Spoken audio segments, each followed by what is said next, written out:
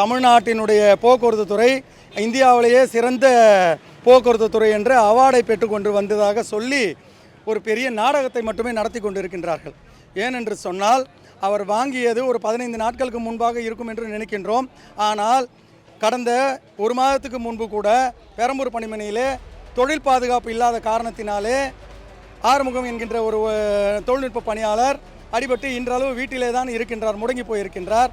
நேற்றுக்கு முந்தைய தினம் கூட யுவராஜ் அவர்கள் ஜெய் அவர்கள் கடந்த 3 மாதமாக மருத்துவ விடுப்பு கேட்டு அந்த மருத்துவ விடுப்பு மறுக்கப்பட்டு சம்பளமின்றி அவருடைய கடன்களுக்கு வங்கிகளிலே பதில் சொல்ல முடியாத சூழ்நிலையிலே மிகவும் மன உளைச்சலுக்கு ஆளாகி அவர்களிடம் கத்தி கதறி கூப்பாடு போட்டும் கூட எந்த விதமான சிறிதளவும் கடுகளவும் மனத்திலே என்ன சொல்கிறதுனே தெரியல. ஈரம்னு ஒன்று இருக்கானே தெரியல. இவங்களாம் சவுதி அரேபியாவில் இருக்க வேண்டிய கடுமையான ஒரு அதிகாரி போன்று தன்னுடைய குடும்பத்தில் இருப்பவர்களுக்கு இது மாதிரியான ஒரு நிலைமையை ஏற்படுத்தினால் இவர்கள் தாங்குவார்களா?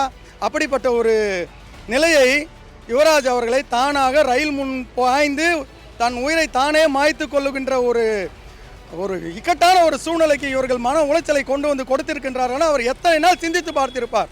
அவர் ஒரு இளநிலை பொறியாளர், தெளிவாக ஜிமெயில் செய்துவிட்டு காவல்துறை உயர் அதிகாரிக்கு ஜிமெயில் செய்துவிட்டு சம்பந்தப்பட்ட கோவிந்தராஜ் அவர்களையும் HRD ஸ்வர்ணலதா அவர்கள் தான் என்னுடைய உயிரிழப்புக்கு காரணம், என்னுடைய மரணத்திற்கு காரணம் என்று எழுதி வைத்துவிட்டு இறந்திருக்கிறார் என்று சொன்னால் ஒரு அரசு ஊழியர் அரசு வேலை கிடைப்பதே அவ்வளவு குதிரை கொம்பான காலகட்டத்தில் எனக்கு வேலையும் வேண்டாம், இந்த வேலையினால் கிடைத்த என்னோட உயிரும் வேண்டாம் என்று குடும்பத்தை விட்டு இன்றைக்கு அகால மரணம் அடைந்திருக்கின்றார்களே அதிகாரிகளே.